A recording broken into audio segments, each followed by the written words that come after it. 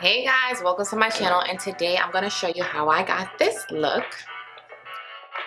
using the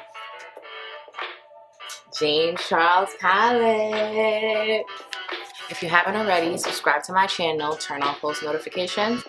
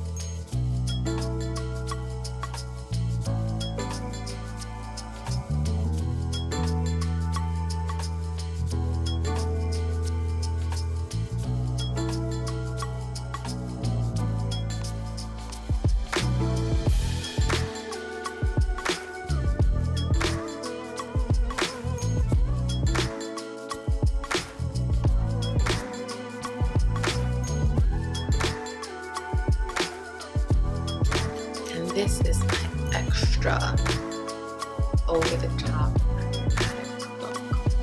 I can't help myself because I'm extra long bottom lashes. If you haven't already subscribed to the channel, turn on post notifications, comment, like. Thank you. Bye.